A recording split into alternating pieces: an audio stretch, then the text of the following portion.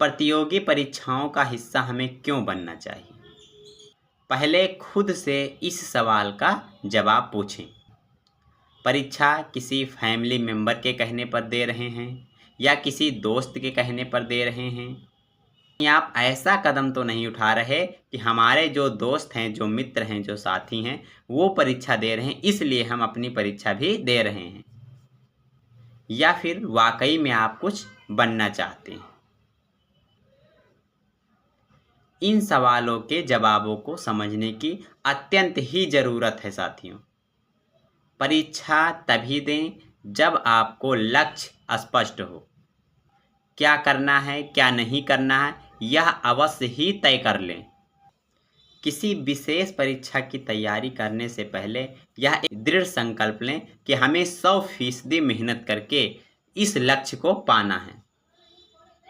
इसके बाद ही तैयारी शुरू करें। तैयारी करने से पहले एक शेड्यूल बनाएं। किस शेड्यूल में कौन से टॉपिक कवर होंगे, इसका अत्यंत ही विशेष ध्यान रखें। पढ़ाई अगर प्लान करके की जाए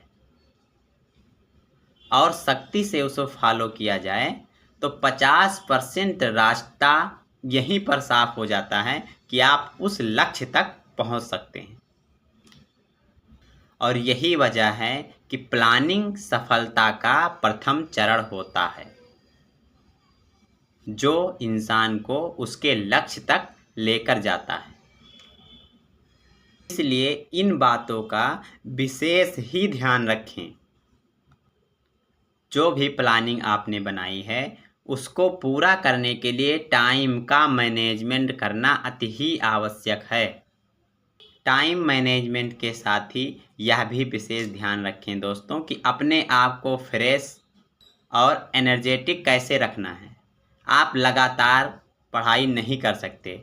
अगर आप सोचें कि 3 से 4 घंटे लगातार पढ़ाई करना है तो आप पढ़ाई नहीं कर सकते। हमें समय समय पर ब्रेक लेना है, फ्रेश होना है, ठीक रहना है, समय समय पर पानी पीते रहें और ये लक्ष्य बनाना है कि कितने समय में किस टॉपिक को हमें कितना समय देना है और इस टॉपिक को हमें कितने समय में और कैसे पूरा करना है। ज़्यादा से ज़्यादा अपने समय को इस्तेमाल करने की कोशिश करें। ध्यान रखें कि आपका टाइम मैनेजमेंट आपको सफलता की ओर ही ले जाता है। कुछ बच्चे दोस्तों शॉर्ट स्टडी का रास्ता चुनते हैं। किसी फॉर्म में अप्लाई किया और उसकी एक बहुविकल्पीय सीरीज ले आएंगे, उसी से तैयारी करेंगे। तो ऐसा बिल्कुल भी नहीं है। आप कभी भी सफल नहीं हो सकते जब तक आप विस्तृत किसी भी किताब को विस्तृत से नहीं पढ़ेंगे, उसके विषय में जानेंगे नहीं, तब तक आप सफल नहीं हो सकते। तो इसलिए कभी भी शॉर्ट रास्ते का उपयोग बिल्कुल भी ना करें। यदि आप जिस परीक्षा की तैयारी कर रहे हैं उस परीक्षा के जो पहले के पेपर्स हैं, जो परीक्षाएं हो चुकी हैं, उन पेपर को अवश्य दें, अवश्य पढ़ें, मॉक टेस्ट दें। अगर आप ऑनलाइन कोचिंग कर रहे हैं तो मॉक टेस्ट अब बहुत ही ज़रूरी है दोस्तों।